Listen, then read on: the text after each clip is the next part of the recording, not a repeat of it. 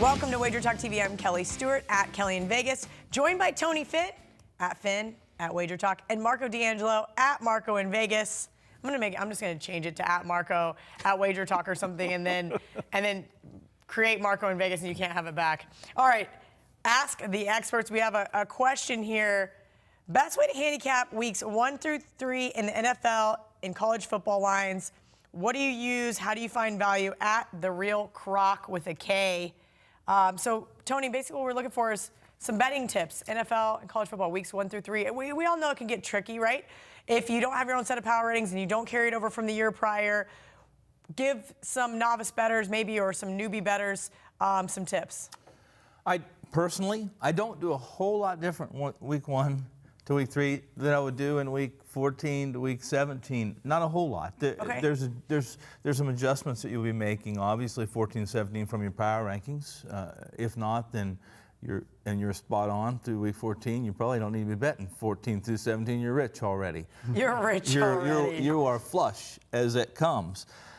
But for me, the tips that I would suggest, although in recent history, and Mark could attest this, there are public teams and there are teams that have gotten so much off-season love, right, that they're going to be, to some degree, inflated. Okay, so let's use an example then. Okay. A team I talked about this morning. Yes. Off-season love, Cleveland Browns. Yes. It is an absolute love fest. Yes, it is. So, we've got now Cantor Gaming put out their lines. We've already had week 1 for a little bit, but now we've got the rest of the season. Yes. So if we're looking at a team, for example, like the Cleveland Browns, are you already looking to fade them week 1? Well, possibly. I mean, I have my power rankings. I know what they should have, I believe they should be compared to last year's numbers, and with the influx of talent or outflux, a departure, whatever the case may be. I did a Twitter, I'm sure you saw it, where I wrote a column and was kind of play on words a little bit. I said,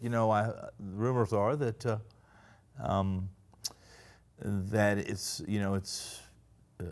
that they're putting billboards up, they're tattooing babies' asses about Cleveland, about the Browns winning right. Super I mean, last Bowls. year they were just happy to have the Bud Light coolers unlocked for winning 1 game, and this year they're supposed to win 9 games. Yeah. In a second-year quarterback in Kitchens we trust. That's what they're going to tattoo. Listen, I wrote at the end of the article, I said I'm not going to be like everyone else and try to make prognostications of who's going to be in the Super Bowl and who's going to win the Super Bowl in May, 4 months before the season starts. Right. But I will say this, Cleveland won't be there. Okay. They will. I don't care how much love you give them. I was at Caesars this morning, 10-1. Are you out of your mind? Yeah, they will not be there. I told the guy that was like, I think I'm going to bet it. I go, I'll give you 25. Just give me your money right now. I need a prepayment. Marco, okay, Tony makes some compelling points for week 1, especially the overvalued, the overinflation. We've seen that a couple of times week 1 in the years past, where last year, for example, a lot of love for the Houston Texans week 1. Patriots winning, got the cover, got the job done. What are we looking for this year? Well, obviously, as Tony said, the Browns. And last year, the big example was all offseason was San Francisco and the Jimmy G love and the Oakland Raiders with Gruden coming back to football. Well, we did our preseason football. I was on all of the unders and nos involving both of those teams as far as playoffs and everything else, and those were easy cashes. The Cleveland Browns are going to be that team this year. For college and pro football, look at teams with new coaches. Don't get overexcited about the coaching changes, especially in college football. When you have a new coach come in with a lot of hype, he's coming in, he's going to run a different program. And, Ralph mentioned it where Georgia Tech this year is going to be a total change. Well, that happens at a lot of schools. Somebody is a passing quarter, they want to run more of a passing offense or a running offense. Well, you've got the players, the recruits from the last regime there that you're taking over for. It's going to take 2 years of your recruits to get your players. It's trying to, squeeze a round peg into a square hole. You can't do it.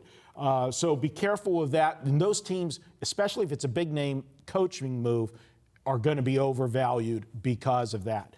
Look at, in college football, returning offensive linemen. This is the most underused angle people when they sit down. They just look at they're just big fat guys blocking up. Ralph mentioned something to consider when you're doing your power ratings. You're going to want to look at returners, but you think specifically offensive linemen are the most important? They are the most important for that offense to go. And if you've got a strong offensive line returning and you've got a quarterback that's returning, you're ahead of the curve right out of the gate. I always refer to offensive linemen. If you're missing a good offensive lineman, it's like trying to drive a car with one flat tire. Okay, that's what makes the offense go. It gives you the protection, gives you all the blocking schemes. If those guys have played together, look at the number of starts. Nobody's missing assignments early in the season, especially if you're a passing team. I have yet to see a quarterback that can throw when he's laying on his back. I haven't seen one yet. So look at that. That's the continuity there. The other part of it is to look at preseason football. Don't get overexcited about what you saw in preseason.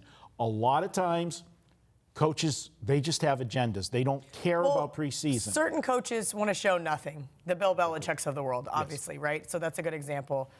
Is that what you're meaning? Is like, so you just don't...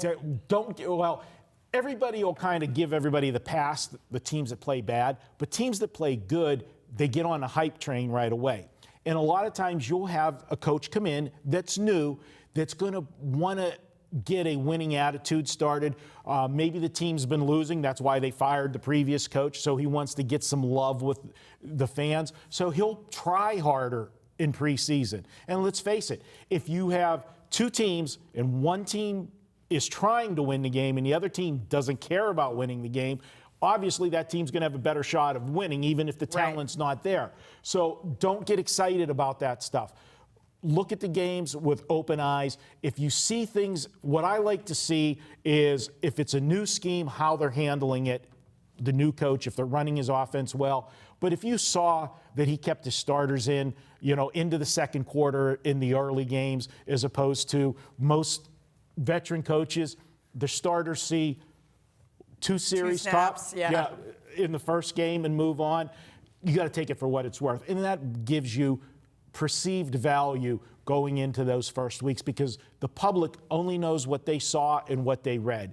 And for us in the media, everybody likes to talk about, the hot item, what's the big thing this week. And that's going to be teams that are looking good in preseason football. All right, Mr. Finn, I'll let you have the last word. Two separate seasons, preseason and regular season. You can handicap preseason as Marco. I've seen you guys do it. Yes, as Marco described, very good point. You handicap preseason is a preseason. How many is the quarterback going to get to series? Is he going to play a half? And then obviously the tradition is it gets so deeper. So how does it correlate to the regular season for you? You just have a short memory. Listen, if ABC, short memory is this.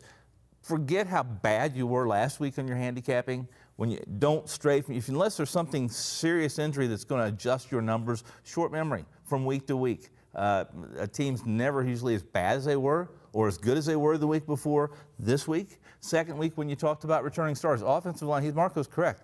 The most important thing is offensive line. When it comes to returning starters, that goes for college football and NFL. And I don't put as much emphasis on returning starters as much as I do on returning production. Just because you have 11 starters, 22 starters returning, if you were miserable, I don't care how many starters you got coming. You'd prefer to have new blood. Yes, and it's really simple. Don't have a short memory. Don't if in the earlier videos, Ralph said it, you have to be confident in your handicapping, and short memory really helps because how long a home run was, how did they score those 4 runs, how did a team score 21 points, was it off turnovers? There's so many different variables that come into play that this is hard work. There's a flip side to the offensive lineman too. We say, I want to take teams like that. Teams that don't bring back a lot of offensive starters, you would look to go against them. But another area that you can look at is they're going to struggle offensively early. You can look at totals as well and present, under situations because that offense is going to go struggle early on. So you've got situations there to look at. All right, great stuff, guys. I'm so ready for football season. Tuesday is always $2 Tuesday at WagerTalk, and you can get the hottest handicappers best bet for just $2.